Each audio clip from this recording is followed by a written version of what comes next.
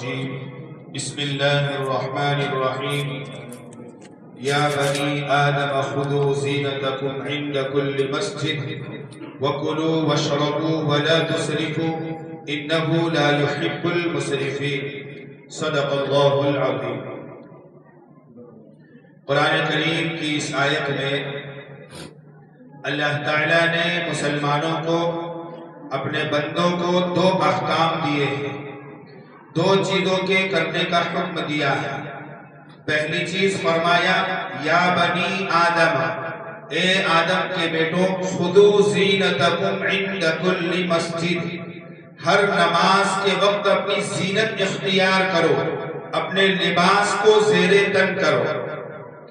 عام طور پر ہوتا کیا ہے، خاص کر کے عشاء اور فجر کی نماز کے اندر آدمی کام کاج سے تھکا ہارا آیا، گھر آ کر نائٹ کے جو کپڑے ہوتے ہیں، جو اپنے کپڑوں میں سب سے پرانے اور سب سے بھنگار کپڑے ہوتے ہیں، وہ زیر تن کیے، ادھر مؤذن صاحب نے اذان دی، فوراً وہی کپڑے پہن کے مسجد میں۔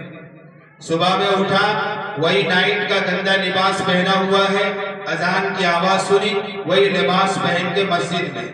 کوئی ٹھکانہ نہیں اپنے لباس کا۔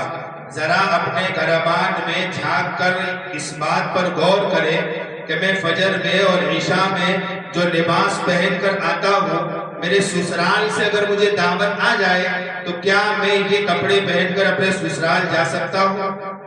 کیا مجھے کوئی پروفیشنل جگہ جانا پڑے، کسی آفیسر کے وہاں انٹرویو دینے جانا پڑے، کوئی بڑے آدمی کے فنکشن میں جانے کی مجھے دعوت ملے، تو کیا یہ کپڑے پہن کر میں اس پروفیشنل آدمی کی دعوت پر جا سکتا ہوں؟ کسی بڑے آدمی کی آفس میں یہ کپڑے پہن کر میں جا سکتا ہوں؟ سوچے ہر آدمی، یہ سب کے لیے ہے، میں بھی اس میں داخل ہوں۔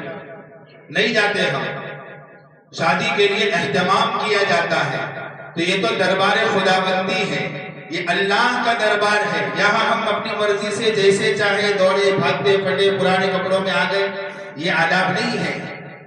یہاں لباس پہننے کا نہیں کہا قرآن نے، کیا فرمایا؟ خذوا زینتکم، اپنی زینت اختیار کرو۔ اللہ کے دربار میں آئے، اچھے سے اچھا کپڑا پہنے، خوشبو لگا کر آئے، سکون وقار کے ساتھ آئے۔ مسجد میں داخل ہونے کی جو سنتیں ہیں، ان سنتوں کا اہتمام کرتے ہوئے آئے، سکون وقار کے ساتھ مسجد کے اندر بیٹھے۔ پھر دیکھے دلوں کی کیفیت کیسے بدلتی ہے، پھر دیکھے دلوں کے اندر اللہ کا نور کیسے آتا ہے، پھر دیکھے کہ مسجدوں میں جانے سے دلوں کو کیسے سکون اور اطمینان ملتا ہے۔ آج ہم آتے ہیں، آئے نہیں، اس سے پہلے بھاگنے کی فکر ہوتی ہے۔ کئی لوگوں کو آپ دیکھیں گے، میں تو نوٹ کرتا ہوں، پچھلی سب میں وہاں دروازے میں پہلے سے ہی کھڑے ہوتے ہیں۔ وہ آئے اس لیے ہے کہ سب سے پہلے ہمیں جانا ہے، اگر ادھر کھسک گئے تو پھر لاسٹ میں نمبر آئے گا۔ میں پورا سال فجر میں اور مغرب میں کئی لوگوں کو نوٹ کرتا ہوں، بیچاروں کو آنے سے پہلے جانے کی فکر ہے۔ یہی ہوتا ہے، کچھ آداب نہیں، کچھ تمیز نہیں، اللہ کے گھر میں کیسے آیا جاتا ہے، تو ایسا ہوتا ہے۔ اس لیے اس کا خیال کریں، اچھے کپڑے پہن کر آیا کریں۔ نائٹی پہن کر، ٹی شرٹ پہن کر نماز مکروہ ہے۔ فقہا نے لکھا ہے آپ کی نماز ہو جائے گی، لیکن اس نماز پر جو اللہ کی طرف سے وعدے ہیں وہ وعدے نہیں ملیں گے۔ دوسری چیز انشاءاللہ کل بیان کروں گا، مسئلے کے تعلق سے عرض کر دوں۔ بندہ جب آنکھ کے اندر دوا ڈالتا ہے، آنکھ کی کوئی بیماری ہے، ڈراپ ڈالنا پڑا یا اور کوئی دوائی ڈالنی پڑی، تو اس دوائی کا اثر حلق کے اندر محسوس ہوتا ہے۔ دوائی کڑوی ہے یا اس کا جو بھی ذائقہ ہے حلق کے اندر محسوس ہوتا ہے، تو عام طور پر لوگ اس مسئلے کے اندر شک و شبہ کے اندر پڑے ہوئے ہیں۔ آنکھ میں دوا ڈالنے سے روزہ نہیں ٹوٹتا ہے۔ حلق کے اندر جو ذائقہ محسوس ہوتا ہے وہ صرف دوائی کا اثر ہوتا ہے۔ روزہ ٹوٹنے کے لیے کسی بھی چیز کا معدے تک پہنچنا ضروری ہے۔ پیٹ کے اندر جو ہمارا معدہ ہے، جس کو دوسری زبان میں ہم اوجڑی بولتے ہیں، وہاں تک اس چیز کا پہنچنا ضروری ہے۔